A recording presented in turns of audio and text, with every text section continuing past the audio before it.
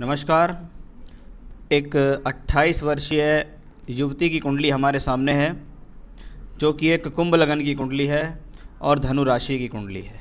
यानी लग्न कुंभ लगन शनि देव का लगन है। लगन के जो स्वामी हैं वो शनि देव हैं और बृहस्पति देव आपकी राशि के मालिक हैं। आपका चंद्रमा धनु राशि में बैठा हुआ। चलिए शुरुआत करते हैं लग्न से। हॉरोस्कोप का लगन कुंभ लगन एक वायु तत्व राशि का लगन है, एक मेहनती लगन है, विचारों का आवागमन वाला लगन है, दार्शनिक लगन है, सूझबूझ को देखकर कार्य करने वाला ये लगन कहलाता है।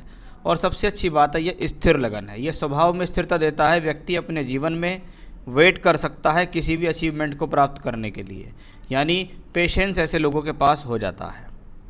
लगन के ऊपर 2 शुभ ग्रहों का प्रभाव है। शुक्र जो कि योग कारक हैं, यानी चौथे और 9वें घर का मालिक शुक्र सप्तम भाव में बैठा हुआ है। एक तो ये अच्छी बात है कि शुक्र केंद्र में है, राजयोग बना रहा है। योग कारक ग्रह का केंद्र में होना अपने आप में बहुत अच्छा है। यानी जीवन में आपको घर, मकान, ज़मीन, जायदाद, वाहन सुख दिलाएगा। ये शुक्र भाग्य की उन्नति करेगा। आप अपने कार्य क्षेत्र में तरक्की प्राप्त करेंगे अगर जीवन में आपको शुक्र की महादशा या अंतर्दशा कभी आती है तो। साथ में बृहस्पति बैठे हुए हैं। बृहस्पति क्या हैं? 2 धन भाव के मालिक हैं। यहाँ से कुटुंब का धन है, यहाँ से जो धन है वह आपकी खुद की मेहनत का धन है।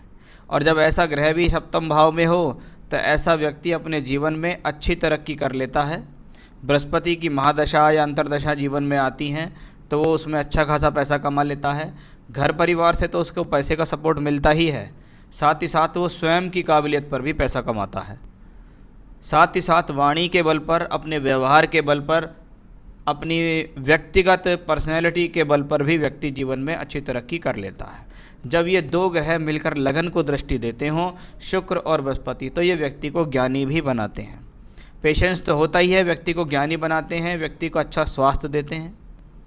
साथ ही साथ सप्तम भाव में 2 शुभ ग्रहों का होना ये भी दर्शित होता है कि जीवन में वैवाहिक संबंधित कोई भी प्रॉब्लम आए उसको ये प्रॉब्लम को सॉल्व करने में बहुत हद तक सक्षम है। पहले तो ये प्रॉब्लम आने ही नहीं देंगे, और यदि किसी कारण प्रॉब्लम आती है तो उसको बहुत आसानी से ये प्लैनेट सॉल्व कर जाएगा। मंगल कुंडली के चौथे घर में बैठा हुआ है। मंगल जब चौथे घर में हो, शत्रु की राशि में हो, तो ये मांगलिक दोष है। आपको किसी लड़के की जो देखना है वो मांगलिक देखना है। अगर मांगलिक नहीं भी मिलता है तो ये देखिए कि उसकी कुंडली में कितना बल है। ज़रूरी नहीं है मांगलिक की विवाह मांगलिक से ही होगा, तो इसलिए मांगलिक हैं यहाँ, ये बात कन्फर्म है। मंगल कुंडली के अंदर 3 और 10 का मालिक है, चौथे घर में बैठ के दशम को देखता है। यानी व्यक्ति अपने जीवन में, क्योंकि तीसरे का मालिक है, पूर्णतः मेहनत और साहस के बल पर अपने कार्य क्षेत्र में तरक्की करता है। तो ये मंगल की पोजीशन अच्छी है, प्रोफेशनल लाइफ के लिए भी अच्छी है ये। शनि इस कुंडली में लग्नेश होकर जब 12वें घर में पहुँचे, इसको कहते हैं शरीर। लगन शरीर है। शरीर अगर 12वें घर में पहुँचे और 12वें ही घर में अपनी ही राशि में हो जाए तो यहाँ 12th हाउस एक्टिवेट होता है। जब कुंडली का 12वां घर एक्टिवेट हो तो ये व्यक्ति को जन्म स्थान से दूरी, यात्राएं, टूर ट्रैवलिंग्स, दूर स्थान पर ले जाना, विदेश ले जाना या विदेश यात्राएं कराना, ऐसा भी सक्षम दिखाई दे रहा है। चलिए राहु केतु और चंद्रमा के बारे में बात करते हैं। चंद्रमा जब धनु राशि में हो, ज्येष्ठा, मूला, पूर्वाषाढ़, ये पूर्वाषाढ़ नक्षत्र में पैदा हुए हैं आप। जन्म के समय आपको शुक्र की महादशा थोड़े समय के लिए मिली और राहु चंद्रमा के साथ हैं। मंगल की भी दृष्टि उस पर आती है। ये थोड़ा आपके मन को विचलित कर सकती है, क्योंकि चंद्रमा इस कुंडली में छठे घर का मालिक हैं।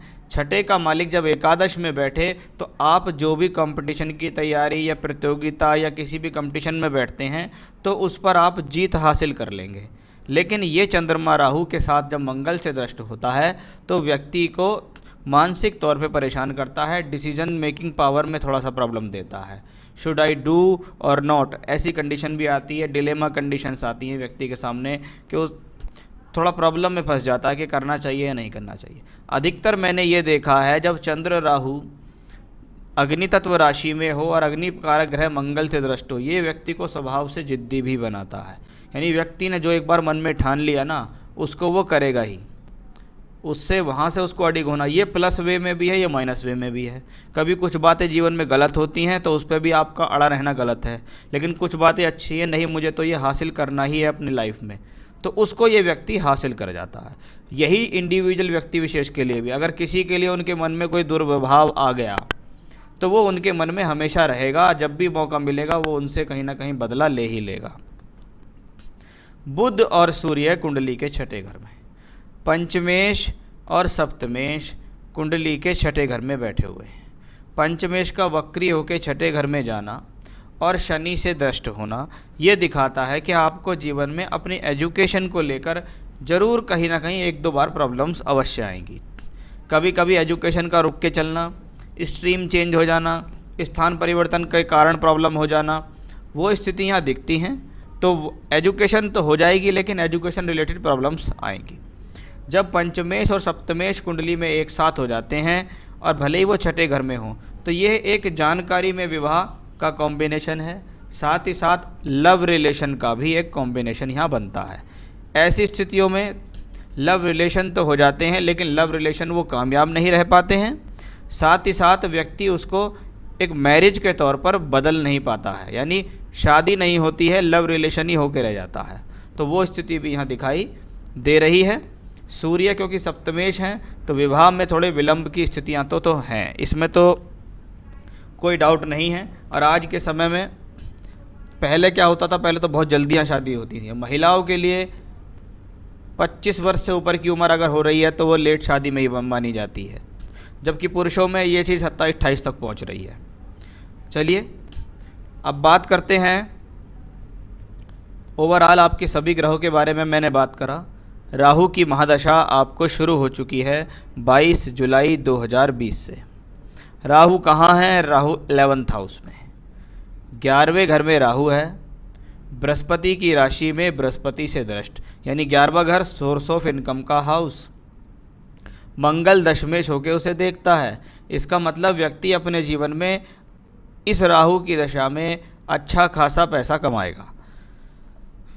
आप नवांश में देखिएगा, राहु त्रिकोण में बैठा है, मंगल के साथ बैठा है, मंगल एकादशेश है, तो फिर से कनेक्शन बनता है कि भी राहु की दशा में सोर्स ऑफ इनकम आ रही है। चंद्रमा साथ में है, तो व्यक्ति को कहीं ना कहीं, जब चंद्रमा की हम बात करते हैं तो चंद्रमा अपने आप में एक मानसिकता का ग्रह तो माना ही जाता है, साथ ही साथ ये ग्रह जीवन में भावुकता या टेंशन भी देता है। अब साथ में चंद्रमा है तो थोड़ा सा अपने मन मस्तिष्क पर कंट्रोल करके चलना पड़ेगा। हेल्थ इश्यूज़ भी आ सकते हैं, तो हेल्थ का भी बहुत ज़्यादा ध्यान आपको देना होगा। अब राहु को प्रोफेशन के चार्ट में देखिए राहु या 9th हाउस में वेल प्लेस्ड, त्रिकोण में राहु, शनि की राशि में, शनि 11th हाउस में, यानी राहु की दशा में एक बात तो पक्की है कि आप जीवन में बहुत अच्छी खासी तरक्की करने वाले हैं। स्टेप बाय स्टेप जीवन में तरक्की करेंगे, स्टेप बाय स्टेप आप जीवन में अच्छा खासा धन अर्जित करेंगे। आपने सवाल पूछा जॉब या बिजनेस में सूट करेगा, क्या करेगा, मतलब जॉब अच्छी रहेगी मेरे लिए या बिजनेस अच्छा रहेगा। फिर देखिए, ये हॉरोस्कोप आज के समय में ऐसी है कि इसमें धन योग भी हैं, इसमें राजयोग भी हैं। अब धन योग और राजयोग अगर किसी को चाहिए तो वो दोनों चीज़ एक साथ अगर मिलती हैं तो वो बिजनेस में मिलती हैं। कि आदमी किसी के अधीन होकर कार्य नहीं करता है, पैसा भी आता है, सब कुछ है। अगर आपकी निगाह में कोई भी बिजनेस किसी भी प्रकार का है तो आप अपनी लाइफ में बिजनेस कर सकते हैं। बिजनेस करना आपके लिए अच्छा रहेगा। मैं आपको आज से ही कहता हूं कि आप किसी भी बिजनेस में लग जाइए। कोई भी बिजनेस चलाने में 2-3 साल लग ही जाते हैं सेटअप करने में, लेकिन आप एक स्वतंत्र रूप से अच्छा व्यवसायी बन सकती हैं, इसमें कोई भी संदेह नहीं है। फॉरेन टूर कब तक लगेगा?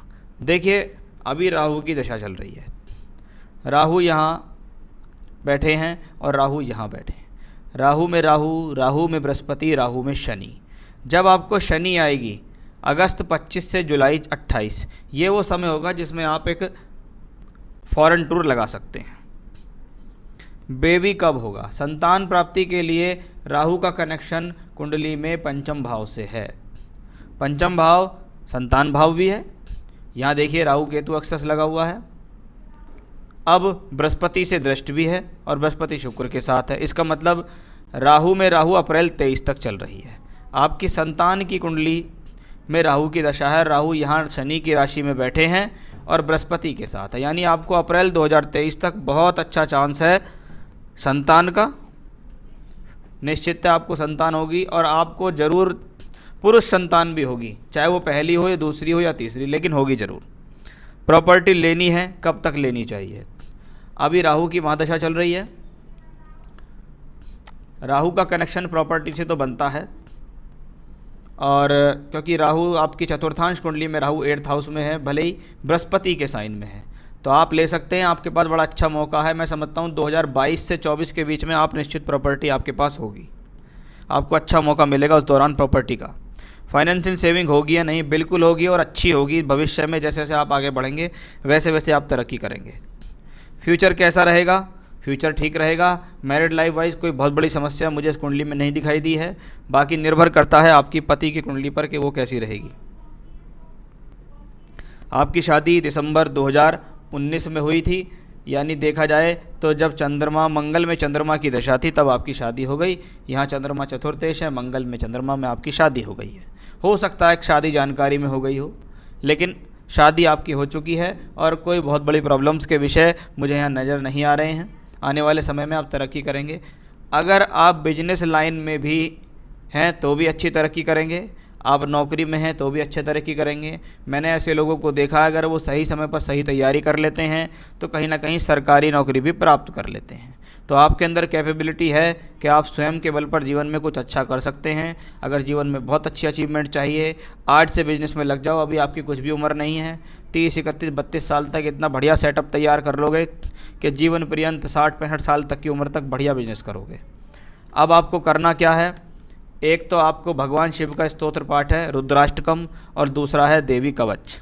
ये 2 पाठ आपको रोज़ाना करने हैं, मैं आपके साथ शेयर कर दूंगा। रुद्राष्टकम और देवी कवच का पाठ आपको करना है। एक डबल फायर ऑस्ट्रेलियन ओपल आपको सीधे हाथ की तर्जनी उंगली में धारण करना होगा। प्रोफेशनल लाइफ के लिए अच्छा है, बिजनेस के लिए अच्छा है, स्वास्थ्य के लिए अच्छा, मतलब सभी तरीके से ये शुक्र का स्टोन आपके लिए अच्छा है। आप चाहें तो मुझसे भी प्राप्त कर सकते हैं। मैं रिंग बनाकर सर्टिफाइड स्टोन आपके एड्रेस तक प्रोवाइड कर सकता हूँ। तो ये था आपका हॉरोस्कोप। ईश्वर आपको जीवन में बहुत तरक्की दे, यही मेरी शुभकामनाएं। नमस्कार।